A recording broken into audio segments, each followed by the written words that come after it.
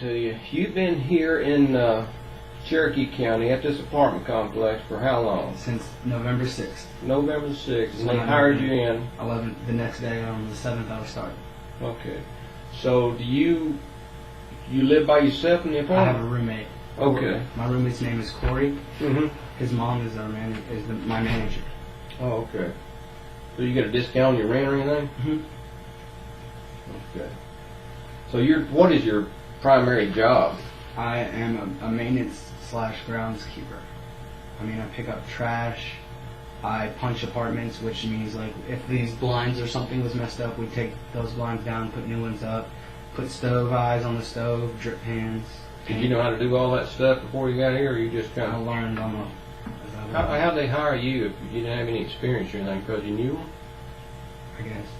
I mean, what brought you to it? It was a better paying job. I mean, she offered me a better paying job. So Did you just show up though, or how did you get? She called me and asked. I was working at Crystal's at the time, and she asked if I wanted another job, and I asked doing what. And she told me, and I was like, well, I mean, I'm not good with air conditioner units and stuff. But she said you can learn that on the way. So that's true. My supervisor said, you know how to use a screwdriver, and I said, yeah. He's like, all right then. Who's supervisor? Doug. Okay. So how did she know you, and what was it, Delonga? Mm-hmm. I've known Corey since he was about 10 or 11. Okay, now I got the tie in. You go to school with him? No, I didn't. How do you know him? We lived in the same complex when we were younger. Okay. That's with your mother, you said? Mm-hmm. We lived off of Lawrenceville Highway. So before living here, you lived in Delonga for how many years, or how long? I just moved back. I'd say about a year, because I lived in Virginia for 2. Okay. So Delonga for a year. I lived there five years altogether, but right. I moved back and I was only there for a year. Okay.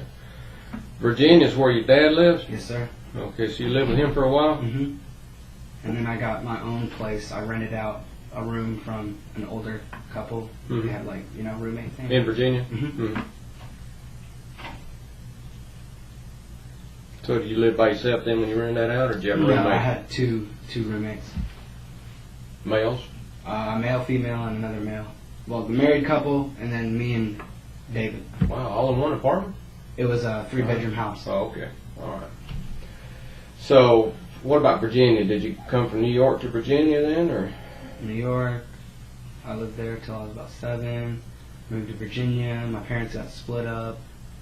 Then I moved to Alabama. Then I moved to Georgia. Where did you live at in Alabama? Birmingham. Is that? Close to UAB. Yeah, but when you moved to Birmingham, was that before coming to Delonga then, you said? Yeah, okay. before. Where'd you work at over there? I didn't work in Birmingham. I was younger. I worked in Virginia at Goodwill Industries, and I worked here at Crystal's. Well, in Dawsonville at Crystal's, and then here. So you had 3 jobs pretty much. Okay. And I mean, I did a temporary service job with my brother and sister at a car lot for car. So you're not married? No. Got a girlfriend? Nobody? Did nobody in Virginia for 2 years. She stayed with me, but. So the whole time in, and you just brought that, so the whole time in Delonga and here you hadn't had a girlfriend? Or? I mean, I did in Delonga when I was living there before I had moved to Virginia. Anybody serious? No.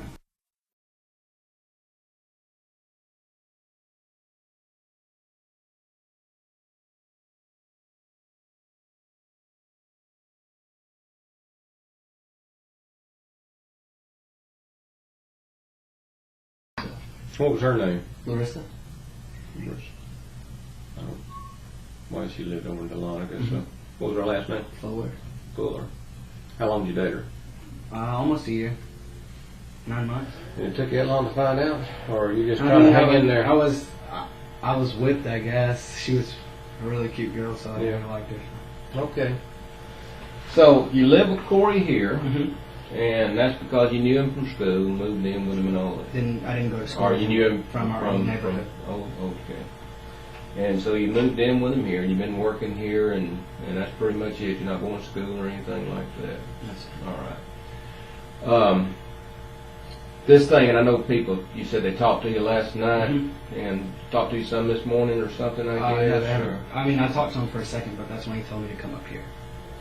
What's been my experience, and I told you I've been doing polygraphs for a long time, so I've seen and I've heard everything, and what I have realized over the years is that something that gets so involved with so many people and they start talking to different people is sometimes people say things, and then after the police leave or something, they get to thinking, they say, well, that wasn't exactly right, or they tell them a lie just because at the moment they talked to them they were scared or a little confused or whatever. You did? Okay, that's why I'm clear. See, I don't know all this stuff. See, he had asked me if I ran the compactor on Friday after I got home from Walmart, and I told him no because I found out yesterday that kid was in the compactor, and I felt so bad that I ran it on her, and it still bothers me, but I didn't know that kid was in that dumpster.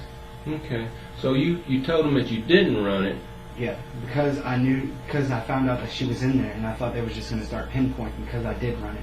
Oh, okay. You know what I mean? But now tell a little story about it makes it seem a little worse, I guess, though, would you think? I should have just told the truth straight up and said, yeah, I run it, it's my job, but I didn't. I was scared. See, things like that is what I'm talking about, is people get scared, and I'm going to tell you, when I was young and I can remember when somebody comes and talks to you and all of a sudden it's the first time you say things and it may not be true, but at that point, then what happens is, the bad thing that happens is that when the police leave, you think, well, now if I tell them the truth now, it's going to make it look worse. You see what I'm saying? They'll have some people. So what I always like to do on a polygraph is kind of start from zero. Okay. Because I like to say, okay, there's no lies in here. Whatever you said in the past, if it's a lie or if it's a story or you've mistaken and you said something that wasn't exactly true and you had time to think about it, that's fine. Because what we're going to do today is try to tell the truth. And that's why we take the polygraph test, is basically, because you got to make 100 on it anyway. It's kind of like a test. There's no 70 in pass, you got to make 100, so we got to be truthful. So in order to be truthful, you got to tell the truth. So that's why I don't want to get take my shirt off? No. I didn't, because you said chest, so. No, it's going to go around your shirt. Everything's fine on that. So let me just go through the process and hear what you did now, and then I'll explain to you how we're going to do this and go over the questions with you. But this little girl, now you know who she is or something? I don't know her. I've never met their family or nothing. Do you know who they're talking about? Yeah. You've seen the pictures of her? Mm-hmm. Okay, so when I say not knowing her, you have seen her though? I've seen her before. Okay, so you know who we're talking about. Mm-hmm. Okay. This girl came missing, or they started looking for her about, what, Friday, I think? I think so, yes sir. Friday. But you got to excuse me now, I'm in Atlanta, and I'm not involved in this until yesterday. So they start looking for her on Friday. Mm-hmm. And just tell me from there. Now, your job is groundskeeper, lawn and all that. So I'm assuming that you're seeing kids all the time in the area. In fact, I'm assuming that you know a lot of people there. I don't know that many. I just know maybe 5. Really, you don't run in?